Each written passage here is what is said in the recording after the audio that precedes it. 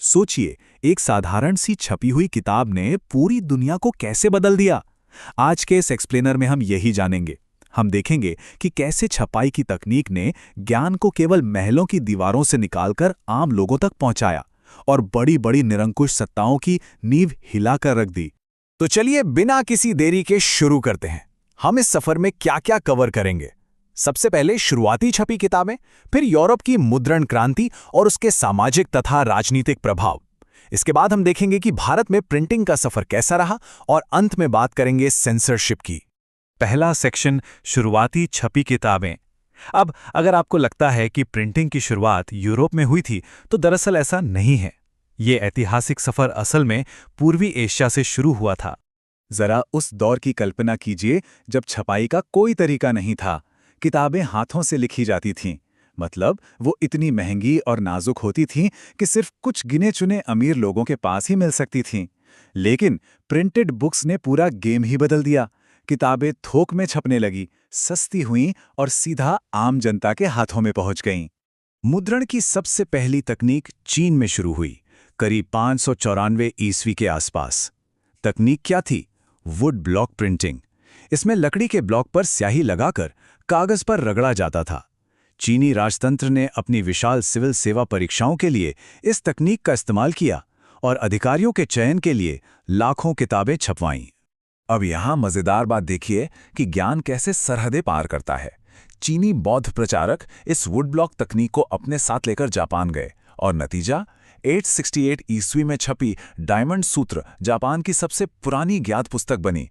देखते ही देखते जापान में एक बहुत ही जीवंत शहरी प्रिंट कल्चर शुरू हो गया। आगे बढ़ते हैं हमारे दूसरे सेक्शन की तरफ, यूरोप में मुद्रण क्रांति। अब हम देखेंगे कि कैसे ये अद्भुत तकनीक प्राचीन सिल्क रूट से होते हुए पश्चिम की ओर पहुंची। इस टाइमलाइन पर एक नज़र डालिए। ये सफ़र चीन से शुरू होकर 678 में जापान तक पहुंचा। फिर 1295 में महान यात्री मार्को पोलो जब इटली लौटे तो वो अपने साथ ये वुडलॉक तकनीक भी ले गए और फिर 1448 में एक ऐसा आविष्कार हुआ जिसने पश्चिमी दुनिया का इतिहास ही बदल दिया। जर्मनी के योहान गुटेनबर्ग ने 1448 में पहला मैकेनिकल प्रिंटिंग प्रेस बना डाला। उन्होंने धातु के अक्षरों का इस्तेमाल किया और जो पहली बड़ी किताब छापी वो थी बाइबल। गुटेनबर्ग ने 3 साल में बाइबल की 180 प्रतियां छापीं। आज ये भले ही कम लगे, लेकिन उस जमाने के हिसाब से ये स्पीड अविश्वसनीय थी। इससे पूरे यूरोप में किताबों की बाढ़ आ गई। और ये बात बहुत ही शानदार तरीके से दर्शाती है कि मुद्रण में नए विचारों को फैलाने की कितनी बड़ी ताकत थी। मार्टिन लूथर का ये कथन देखिए, मुद्रण ईश्वर की दी हुई महानतम देन है। लूथर के विचारों को प्रिंटिंग ने इतनी तेजी से फैलाया कि इसने सीधे तौर पर प्रोटेस्टेंट धर्म सुधार को जन्म दे दिया। आइए तीसरे सेक्शन पर चलते हैं, सामाजिक और राजनीतिक प्रभाव। किताबों की इस अचानक आई बहुतायत ने यूरोप के सामाजिक ढांचों और राजनीति को कैसे झकझोर कर रख दिया, ये समझना बहुत जरूरी है। क्या किताबों ने फ्रांसीसी क्रांति की नींव रखी? ये इतिहासकारों के बीच एक बहुत ही जबरदस्त बहस का विषय है। प्रिंट कल्चर ने असल में एक नया पब्लिक स्फीयर या सार्वजनिक दायरा बना दिया था। लोग अब चर्च और पुरानी परंपराओं पर खुलेआम सवाल उठाने लगे थे। लुई सेबेस्टियन मर्सिये का ये कथन देखिए कि छापाखाना प्रगति का सबसे ताकतवर औजार है। उस दौर के विचारकों का ये पक्का विश्वास था कि मुद्रण मशीनें निरंकुशवाद को पूरी तरह से उखाड़ फेंकेंगी और समाज में तर्क का राज स्थापित करेंगी। तो कुल मिलाकर बदलाव क्या आए? साक्षरता तेजी से बढ़ी, आम जनता के लिए सस्ती पेनी चैप बुक्स बिकने लगीं और वोल्टेयर तथा रूसो जैसे विचारकों के आइडियाज घर घर पहुंचने लगे। सबसे कमाल की बात तो ये थी कि अनपढ़ लोग भी अब सार्वजनिक जगहों पर इन किताबों को सुनकर बहसों का हिस्सा बनने लगे थे। अब अपना रुख करते हैं भारत की ओर। सेक्शन 4, भारत में मुद्रण। छपाई की ये मशीनें हमारे उपमहाद्वीप तक कैसे पहुंची और यहां आकर इन्होंने क्या रूप लिया? भारत में प्रिंटिंग के आने के मुख्य रूप से 2 चरण हैं। 16वीं सदी में पुर्तगाली धर्म प्रचारक पहली बार गोवा में प्रिंटिंग प्रेस लेकर आए।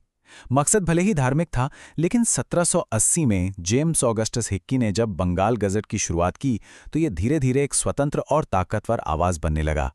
भारत में प्रिंटिंग ने सामाजिक बहसों को एक बिल्कुल नया मंच दिया। 1821 में राजा राम मोहन राय ने संवाद कौमुदी निकाली, जिसमें सती प्रथा जैसी चीजों पर खुल के बहस हुई। वहीं दूसरी ओर देवबंद सेमिनरी और नवल किशोर प्रेस जैसे संस्थानों ने अपने धार्मिक ग्रंथों को आम लोगों तक पहुंचाने के लिए इसका जमकर इस्तेमाल किया। और इसका एक सबसे पावरफुल इम्पैक्ट था महिलाओं को अपनी आवाज रखने का मौका मिलना। 1876 में रस सुंदरी देवी ने आमार जीवन प्रकाशित की, जो बंगाली भाषा की पहली संपूर्ण आत्मकथा थी। ताराबाई शिंदे और पंडिता रमाबाई जैसी महिलाओं ने भी छपाई के जरिए अपने अनुभवों को पूरी दुनिया के सामने बेबाकी से रखा। हम अक्सर देखते हैं कि जब भी विचार स्वतंत्र होते हैं तो सत्ता को चुनौती मिलना तय है। हमारा 5वां सेक्शन इसी टकराव पर है, सेंसरशिप और नियंत्रण। आइए देखते हैं कि आगे क्या हुआ। जैसे जैसे अखबारों ने राष्ट्रराज को बढ़ाना शुरू किया, औपनिवेशिक सरकार डर गई। इसी को रोकने के लिए 1878 में वर्नैक्युलर प्रेस एक्ट लाया गया। इसका सीधा सा मकसद था स्थानीय भाषाओं के अखबारों को पूरी तरह से कंट्रोल करना। लेकिन सच कहूं तो छपे हुए शब्दों को रोक पाना लगभग नामुमकिन होता है। इतनी पाबंदियों के बावजूद राष्ट्रवादी अखबार बढ़ते ही रहे। बाल गंगाधर तिलक जैसे नेताओं ने अपने अखबार केसरी का इस्तेमाल स्वतंत्रता संग्राम में जान फूंकने के लिए किया।